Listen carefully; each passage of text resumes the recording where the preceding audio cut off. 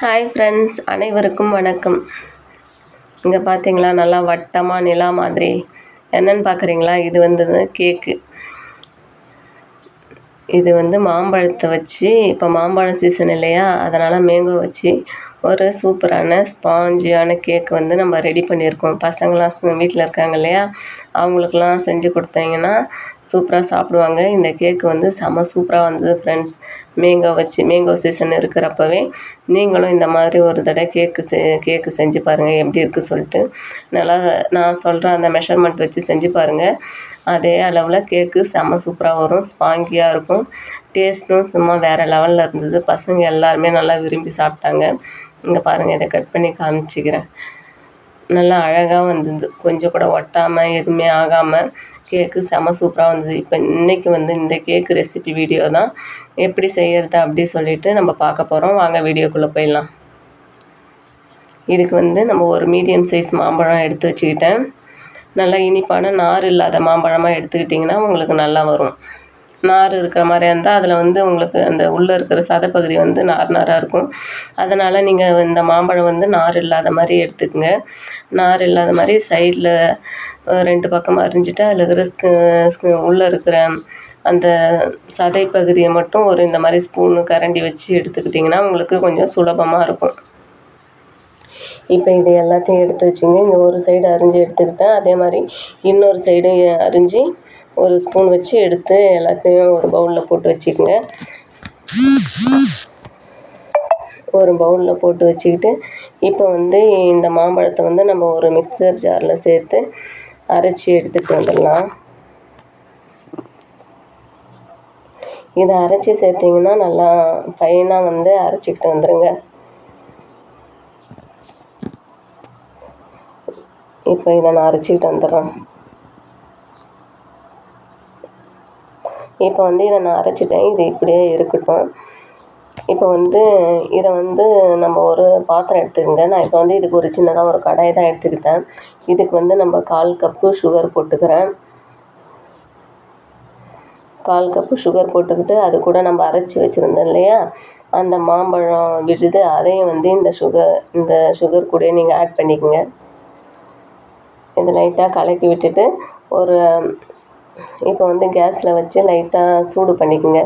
ரெண்டுமே ஒன்று சேர வர மாதிரி ரொம்ப நேரம் எடுக்காது. ஒரு 5 நிமிஷம் தான் ஆகும். 5 நிமிஷத்துக்குள்ளேயே ஆகிடும். ஒரு மாதிரி பிசு தன்மை வரும். இது பதெல்லாம் தேவையில்லை. ரெண்டுமே அந்த சர்க்கரை கரைஞ்சி ஒன்றா சூடாகி வரணும். அந்த அளவுக்கு இருந்தாலே போதும்.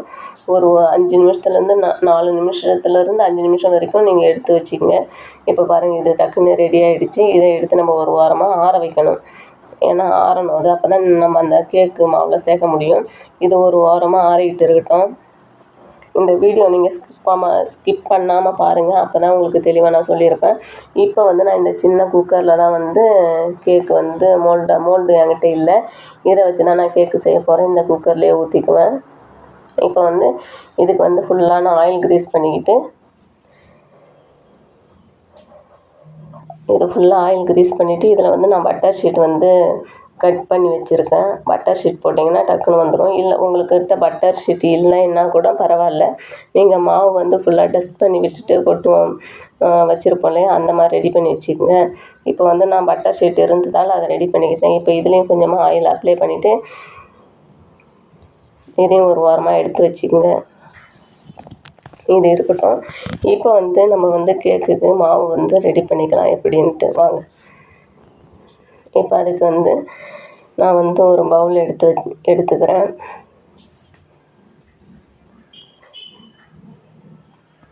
நீங்கள் உங்கள்கிட்ட எந்த பாத்திரம் கொஞ்சம் குழியாக இருக்கும் அந்த மாதிரி எடுத்துக்கிட்டிங்கன்னா அதை மிக்ஸ் பண்ணுறதுக்கு உங்களுக்கு கரெக்டாக இருக்கும். ஃப்ளாட்டாக இருக்கிற பாத்திரம்னா தங்கிடும் ஒரு வாரமாக போய். அதனால் இப்போ இதில் நான் 1/2 கப்பு சுகர் பவுடர், தெளிவாக கேட்டுக்குங்க, இதில் 1/2 கப்பு சுகர் பவுடர் சேர்த்துக்கிறேன்.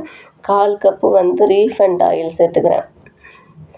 1/2 கப்பு சுகர் பவுடராக அரைச்சி வச்சுக்கிட்டேன் முன்னாடியே மிக்சியில், அது 1/4 கப்பு ரீஃபைண்ட் ஆயில் சேர்த்துக்கிறேன். ஒரு சின்ன ஸ்பூனால் வெண்ணிலா எசன்ஸ் சேர்த்துக்கிறேன். இல்லைனா கூட பரவாயில்ல, நீங்கள் ஏலக்காய் தூள் சேர்த்துக்கலாம். இப்போ இதுக்கு 1/2 கப்பு நான் மைதா ஆட் பண்ண போகிறேன். அதனால் முன்னவே அளந்து எடுத்து தனியாக வச்சுக்க போகிறேன். 1/2 கப்பு சுகரு, 1 1/2 கப்பு மைதா. இதுதான் இதுக்கான மெஷர்மெண்ட். இப்போ இது இப்படியே இருக்கட்டும், எடுத்து வச்சுக்கிட்டேன். இப்போ வந்து நம்ம அந்த பாத்திரத்துலேயே வந்து சுகரு போட்டோம் இல்லையா, எண்ணெய், அது கூட வந்து 1 கப்பு பால் எடுத்து வச்சுக்கிறேன். மைதா அளந்தேன் இல்லையா, அந்த கப்பாலே 1 கப்பு பால் எடுத்து வச்சுக்கிட்டேன். இப்போ இது 3த்தையும் சேர்த்து நல்லா மிக்ஸ் பண்ணிக்கோங்க. சுகரு, எண்ணெய், பால், வெண்ணிலா எசன்ஸ், இது 4 பொருள். வெண்ணிலா எசன்ஸ் இல்லைன்னா நீங்கள் ஏலக்காய் தூள் போட்டுக்கலாம். இது 3ம் நல்லா ஒரு 2-3 நிமிஷம் நல்லா மிக்ஸ் பண்ணிவிடுங்க. இப்போ வந்து இது கூட வந்து நம்ம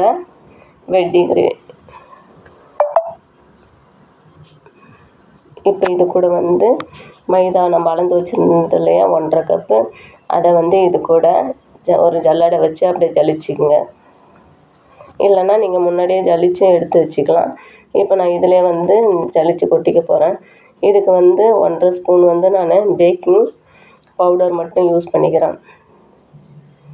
பேக்கிங் சோடா சேர்க்கல, வெறும் பேக்கிங் பவுடர் மட்டும் 1 1/2 ஸ்பூன் சேர்த்துக்கிட்டு கொஞ்சமாக ஒரு பிஞ்சு சால்ட்டு சேர்த்துக்கிட்டு இது நல்லா மிக்ஸ் பண்ணிவிட்டு நல்லா அந்த அரிப்பிலே வச்சு நல்லா தட்டி விட்டிங்கன்னா நமக்கு அந்த கட்டிலாம் இல்லாமல் கிடச்சிரும். இல்லைன்னா நீங்கள் முன்னவே சலிச்சும் எடுத்து வச்சுக்கலாம். இப்போ இது எல்லாம் ஒரு சேர நல்லா மிக்ஸ் பண்ணி விட்டுக்குங்க. கட்டிகள் எதுவும் இல்லாமல் இருக்கக்கூடாது. அதனால் அடியில் நல்லா மிக்ஸ் பண்ணி விட்டுக்கணும். ஓவராகவும் மிக்ஸ் பண்ணக்கூடாது. இப்போ வந்து இந்த மாம்பழம் நம்ம விழுது இருந்தது இல்லையா, அது நல்லா ஆறிடுச்சு. இப்போ வந்து இதையும் வந்து இது கூட வந்து நீங்கள் ஆட் பண்ணிவிடுங்க, அந்த மாவு கூட.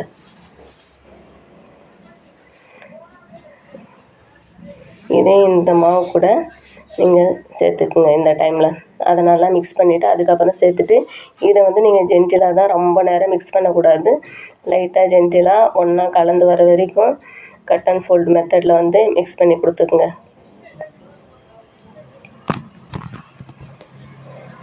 இதில் மிக்ஸ் பண்ணுறது தான் ரொம்ப முக்கியம். ரொம்ப ஓவர் மிக்ஸ் பண்ணிட்டிங்கன்னா ஒரு மாதிரி கட்டியாக ஆகிடும். இப்போ வந்து நம்ம ஏற்கனவே ரெடி பண்ணி வச்சுருக்கிற பாத்திரத்தில் வந்து இதை மாற்றிக்கலாம்.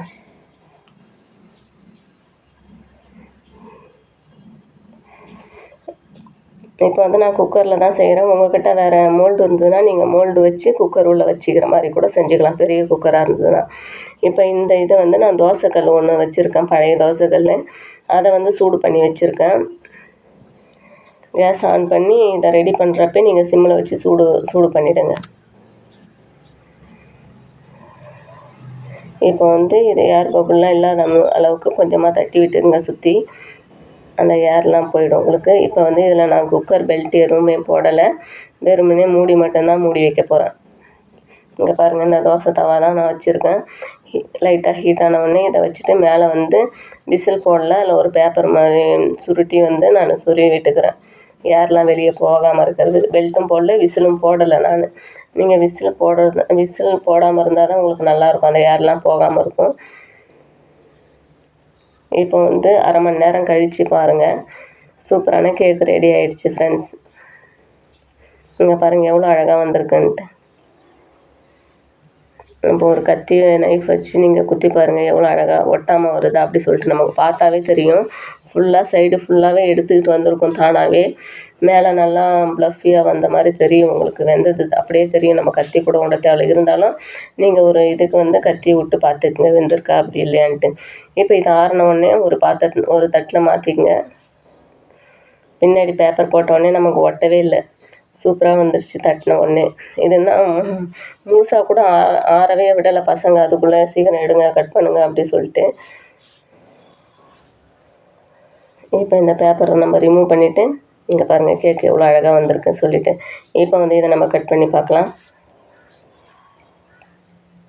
இங்கே பாருங்கள், கட் பண்ணியாச்சு, பீஸ் போட்டு வச்சாச்சு. மேங்கோ கேக் தயாராகிடுச்சு ஃப்ரெண்ட்ஸ். டேஸ்டியான மேங்கோ கேக் நீங்களும் செஞ்சு பாருங்கள் ஃப்ரெண்ட்ஸ், எப்படி இருக்குது சொல்லிட்டு கமெண்ட்டில் சொல்லுங்கள். இதுக்கு என்னென்ன இன்க்ரீடியன்ஸ் தேவைன்னு சொல்லிவிட்டு நான் உங்களுக்கு டிஸ்கிரிப்ஷன் பாக்ஸில் வந்து லிங்க்கு கொடுக்குறேன், நீங்கள் செக் பண்ணி பாருங்கள் ஃப்ரெண்ட்ஸ். Thank you friends. இந்த வீடியோ பிடிச்சிருந்தால் லைக் பண்ணுங்கள், ஷேர் பண்ணுங்கள். புதுசாக பார்க்குறவங்க சப்ஸ்கிரைப் பண்ணிக்கோங்க.